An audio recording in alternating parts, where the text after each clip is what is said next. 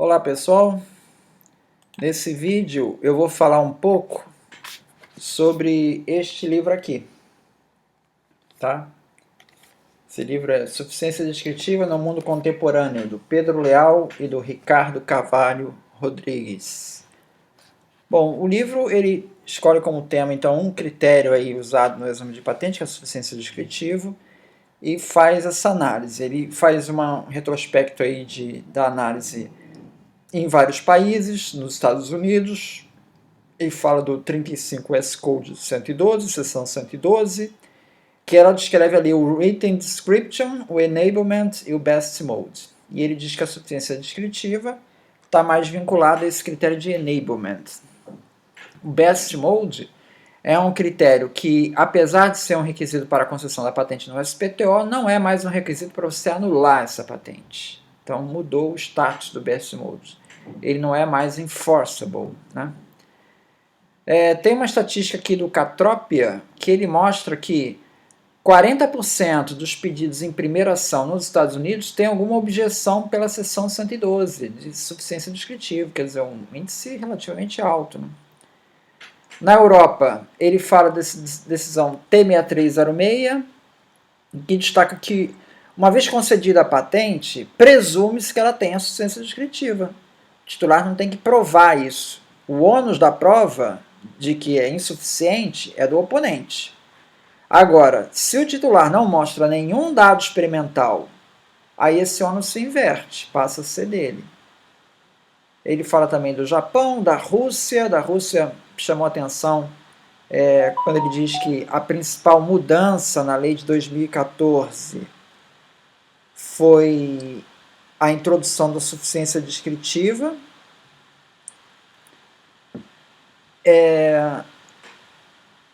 Como quarto requisito.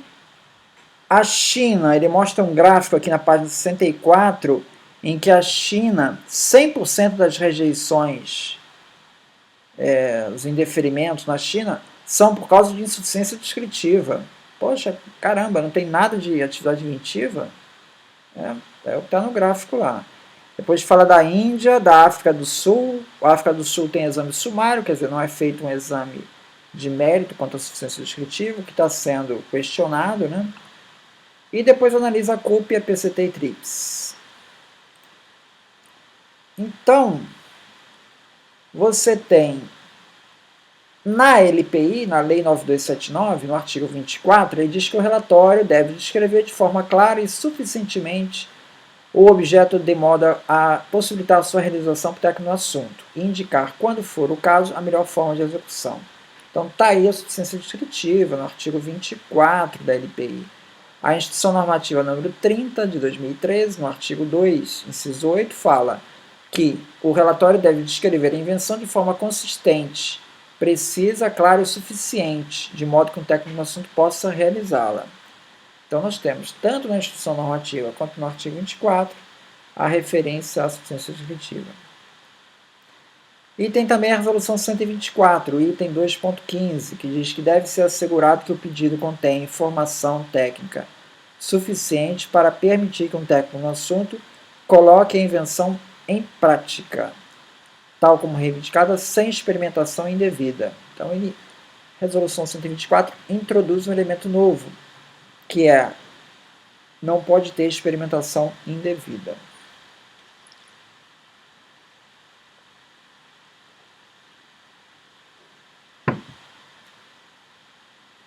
Então, o livro ele destaca que o preenchimento é incoerente de muitos pareceres do NPI. O examinador cita problemas de artigo 24, mas na conclusão ele não coloca. Ele dá exemplos. Ele faz uma análise dos pedidos da DIFEL, só de elétrica, tá? Depositados de 2004 a 2006. Num total de 3.254 pedidos, sendo 1.194 examinados, ou seja, 36% só dos pedidos depositados na DIFEL de 2004 a 2006 foram examinados. Os outros foram arquivados. Está aí o impacto do backlog. Para aqueles que acham que backlog não tem impacto, está aí o impacto. É um impacto na inovação. São pedidos que simplesmente desistiram de ter suas patentes. Então, o sistema não foi usado. Gente que queria usar o sistema e que desistiu. Isso é um impacto meio escondido, né? Não é muito citado essa estatística, então mérito para o livro aí relembrar essa estatística. Ele diz que dos 1.194 pedidos efetivamente examinados, 131 tiveram objeção de artigo 24. Tá? Isso dá 11%. Então, em 11% dos pedidos examinados, houve uma objeção de artigo 24. Nos nacionais, essa objeção foi de 19%. E nos estrangeiros, foi de 8%. Ou seja, a objeção de artigo 24 nos estrangeiros é a metade dos nacionais. Então, você tem muito mais objeção de suficiência descritiva nos nacionais do que nos estrangeiros. Isso lembrando, o estudo feito na elétrica. Aí, dos 131 pedidos que tiveram problema de artigo 24, 50 acabaram deferidos, dá 38%. Dos nacionais, esse índice foi de 28%, e dos estrangeiros, esse índice foi de 49%. Então, veja, nos estrangeiros, metade dos que tiveram problema de artigo 24 acabaram deferidos. Bom, isso aqui mostra que você receber uma objeção de artigo 24 não é uma coisa, sabe, tem jeito de reverter, né? Na maioria desses casos, isso aqui vai ser revertido porque o requerente mostra que tem suficiência descritiva, né?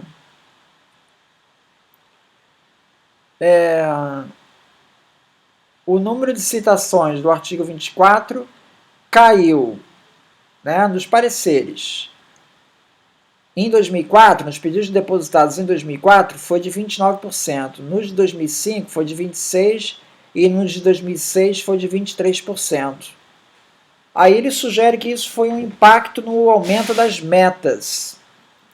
Pois é, aqui cabe alguns poréns aqui. Se você está querendo analisar o impacto nas metas, você tinha que separar esses pedidos não pelo depósito, mas pelo ano em que foi examinado. Porque não necessariamente essa ordem é seguida. Você pode ter pedidos de 2004 que foram examinados antes do pedido de 2003, de 2002, porque teve prioridade, ou porque inverteu essa ordem por causa da tecnologia. Então, eu não sei se dá para tirar essa conclusão do impacto com o aumento das metas. Ele sugere isso, que você aumentou as metas e as pessoas foram menos rigorosas e acabaram usando menos o artigo 24. Não está claro para mim. Esse intervalo para mim é muito pequeno para tirar essa conclusão. Em 1.194 pedidos examinados, 526, olha só, de 1.194 pedidos examinados, 526, ou seja, 44% dos pedidos examinados, se pediu para deslocar a posição do caracterizante. Olha o peso desse exame. Olha a quantidade de homem-hora, né, dedicado ao exame de posicionar a expressão caracterizante.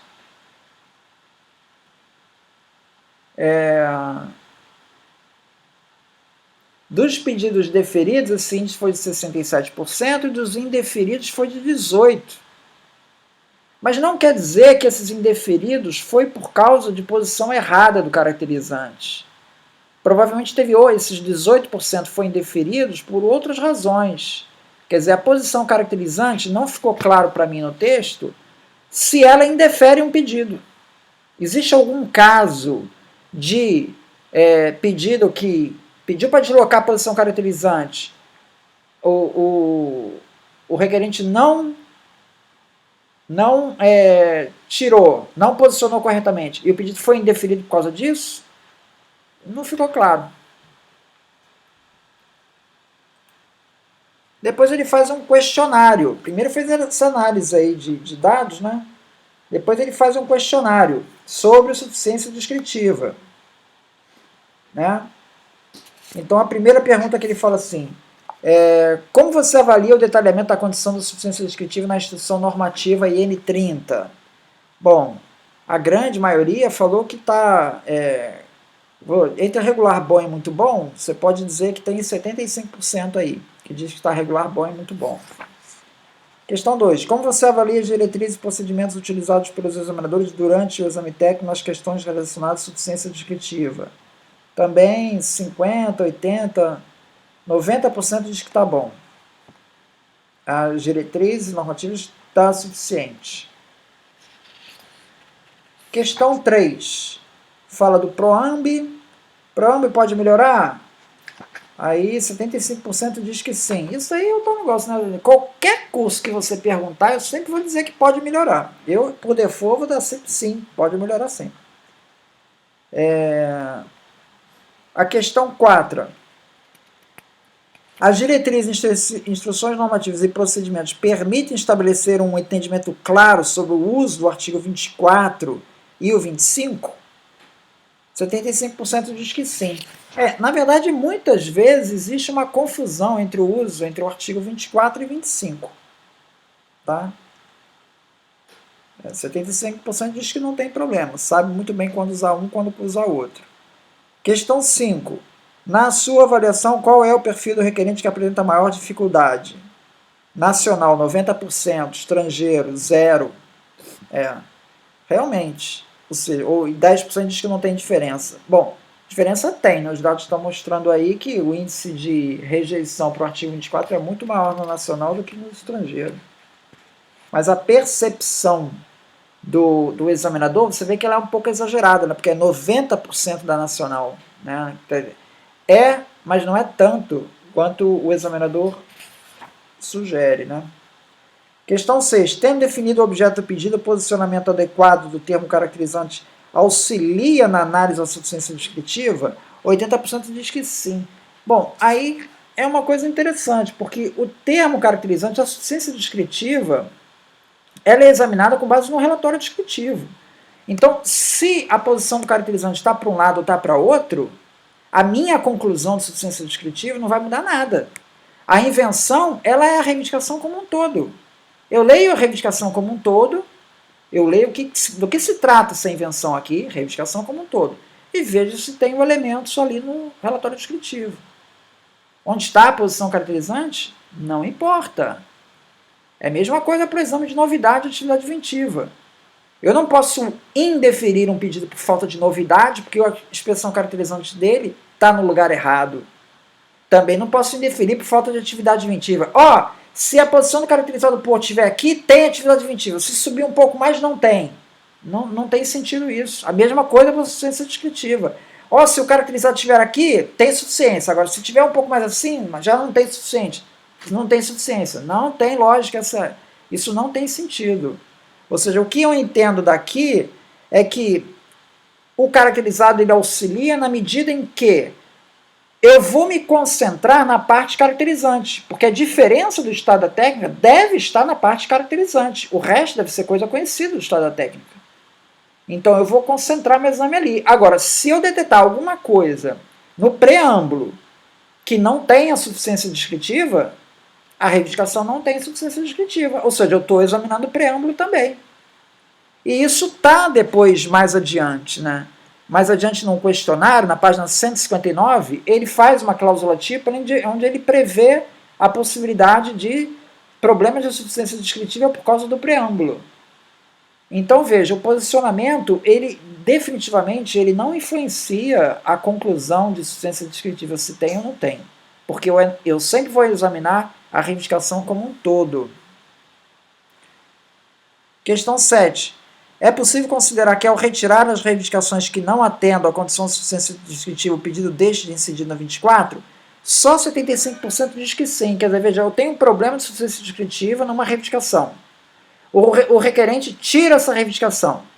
Eu resolvo o problema de artigo 24? 75% diz que sim, 25% diz que não.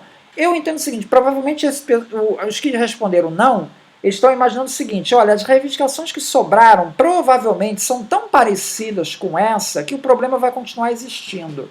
Só se for nesse sentido. Porque se você elimina a causa, obviamente tinha que eliminar esse fundamento também, né? Mas é porque só pode ser isso, só pode ser por causa do resto.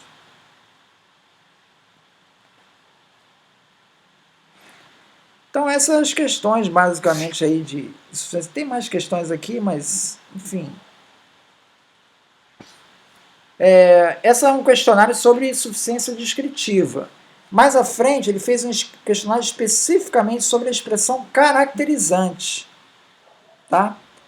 Aí ele falou assim, ao realizar o exame substantivo de mérito, você verifica se o quadro reivindicatório faz uso da expressão caracterizante? 97% diz que sim. Ou seja, tem que ter a expressão caracterizante. Segunda questão. Você acha que o termo caracterizante das reivindicações tem a função de separar o preâmbulo da parte caracterizante?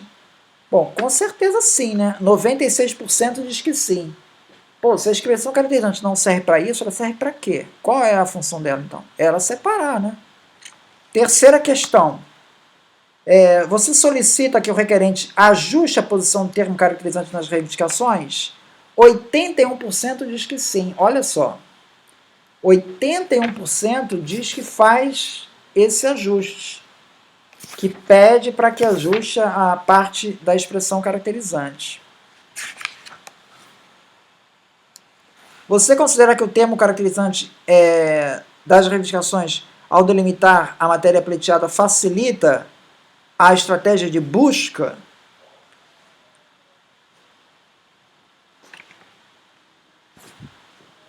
(54% mais sim, parte 30%, dá 85% de facilita a busca. Sim, a função dela é exatamente essa, mas a função você se concentra na parte caracterizante, né, para fazer todas as buscas.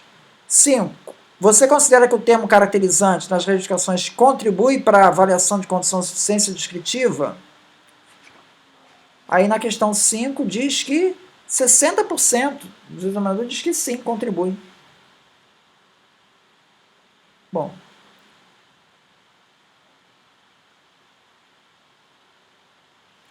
Seis. Você considera que o termo caracterizante nas reivindicações permite ajuda a definir adequadamente as particularidades do pedido para avaliar a clareza e a precisão das reivindicações? 6. Dá 88%. As pessoas disseram que sim.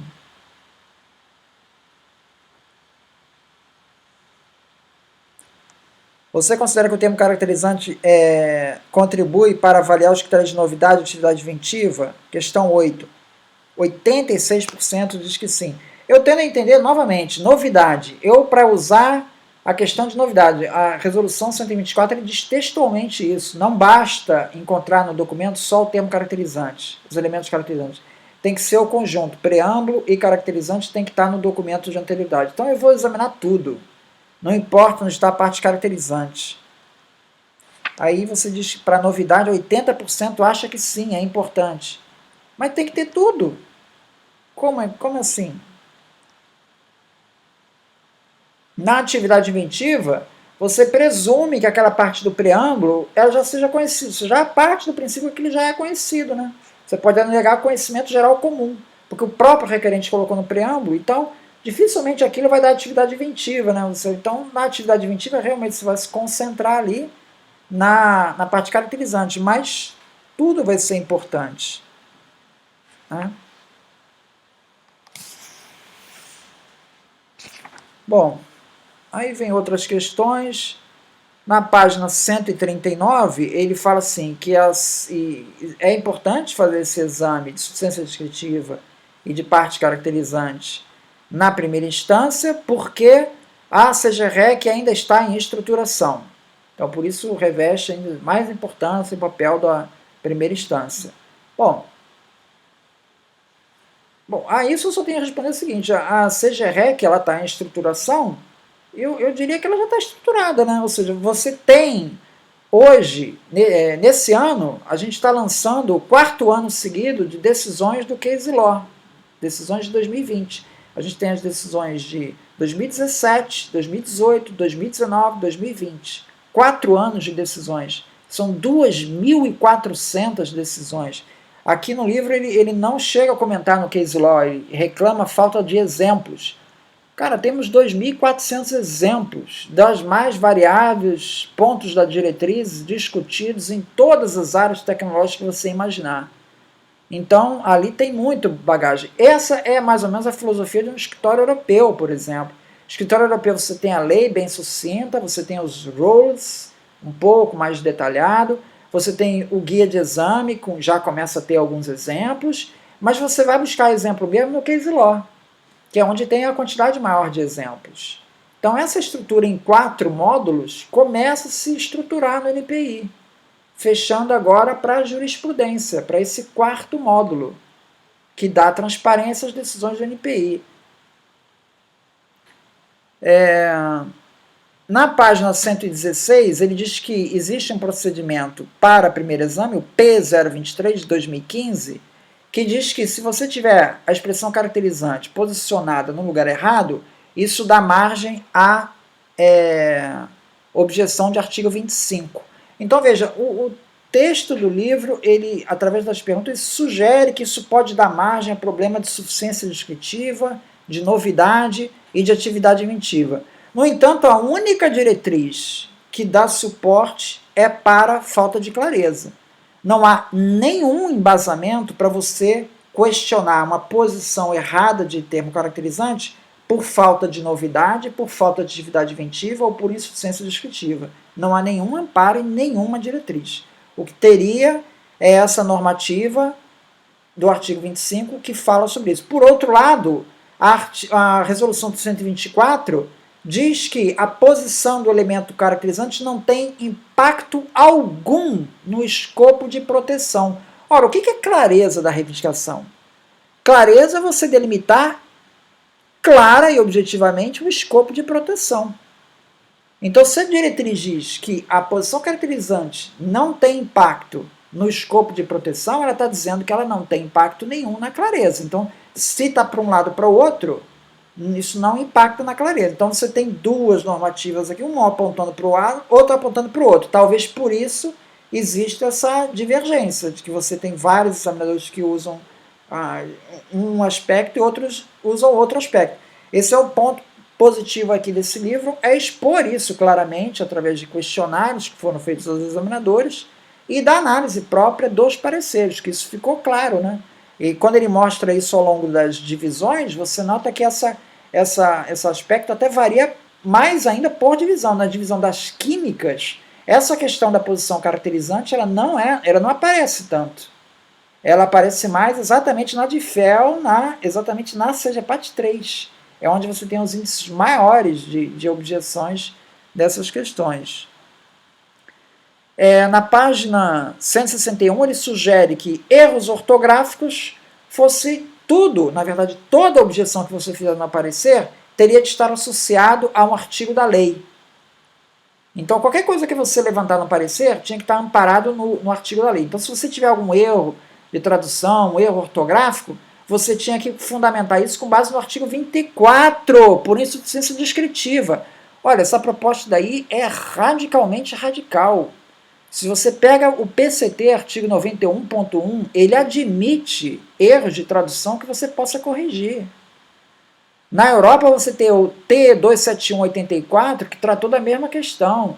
Na discussão do PLT, ele fala dos tais clerical errors, ou seja, todo erro que tiver no pedido, que o técnico no assunto, ao ver o pedido, vê que está errado e sabe qual é o erro, não há qualquer objeção nisso, isso não é razão para insuficiência descritiva.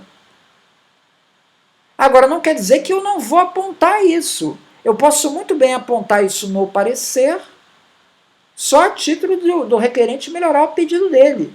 Mas não necessariamente está fundamentado em uma insuficiência descritiva. Se eu só tiver isso para apontar, ele escreveu passo, ele escreveu, sei lá, vamos pensar em uma palavra aí, passo, em vez de passo, motor de passo, ele escreveu com C cedilha. Se eu detectar isso, eu vou fazer uma objeção. Olha, aqui passo é com S, não é com C cedilha. Agora, isso não vai ser objeção de artigo 24. Agora, se eu só tiver isso para fazer, eu posso até citar isso no meu parecer e deferir, não há problema algum. Eu não preciso abrir uma nova etapa por causa disso. Essa é a regra que está valendo na resolução 93, quando fala das emendas no quadro reivindicatório. Esses erros são corrigidos. Agora, passar a fazer objeção de artigo 24 por causa disso, isso vai ser uma coisa assim sem precedente em outros escritórios, né? Depois o livro encerra com sugestões de formulários, sugestões de cláusula tipo, ajustes ali nas resoluções, na instituição normativa e até mesmo no sistema de informática. Então, é isso então. Muito obrigado.